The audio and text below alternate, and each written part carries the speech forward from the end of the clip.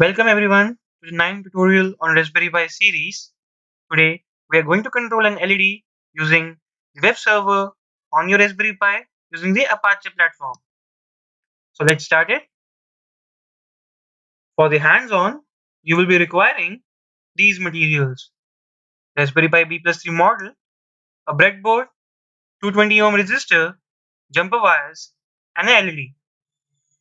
Connect the GPIO pin 14 to the positive terminal of the LED. Connect the negative terminal to the 220 ohm resistor. Connect the other terminal of the resistor to the ground pin of the Raspberry Pi. Now let's go further and see the setup.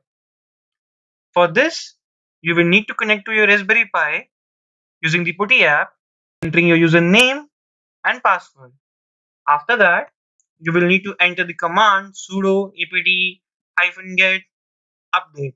This will update your Raspberry Pi.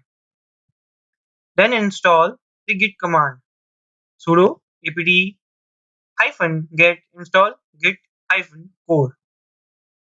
Now we'll be installing the Apache server. For that, enter the command sudo apt-get install apache 2-y. After this, you will be needing to install the PHP library for the Apache server from this command. Now let's see and do the further steps. Coding for the web control. For this, you will need to first change your directory by entering the command cd/var/www/html. After that, we will make a file which will be a PHP file. For that, enter the command sudo nano index.php. After that, open up the web browser and add the Pi address. You will be able to see the web control page for your LED. From these two buttons on and off, you are able to control the LED directly attached to your Raspberry Pi. Now let's see and do the hands-on. Now let's start the hands-on. Open the PuTTY app, enter the IP address of your Raspberry Pi 2.168.1.106 in my case. Enter the username, enter the password. There, you are successfully logged into your Raspberry Pi. Now let's enter the commands. First command was the update command, which was sudo apt-get update. Let's update it. As you can see, it's done now. Now let me clear the screen first.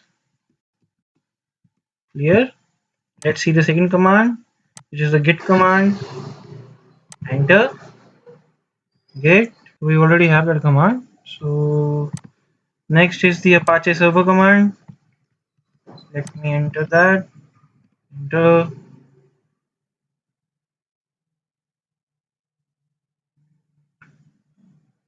Now let's install the PHP library.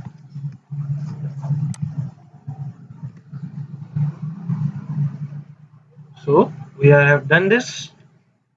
Now let's clear the screen once again and let us move to our directory. For that, we will be entering cd/var/www/html. Now in this folder, we'll be creating a new file named as index.php. For that, enter the command sudo nano index.php. Enter. We get the empty file. Now let me copy that code. Control A, Control Z, right click, we have the code. Now let's see in the code. In the code, we are having, firstly, we are defining the HTML code for the page and for the buttons. Then we are defining a PHP function and getting the values or getting the sign of which button we are clicking. On the basis of the button click, we are changing the state of the LED. So that's it. Now to save this, Control X, Y, and enter. Now let us go to a web browser. over here, and let us enter the IP address of our Raspberry Pi 192.168.1.106 and hit enter.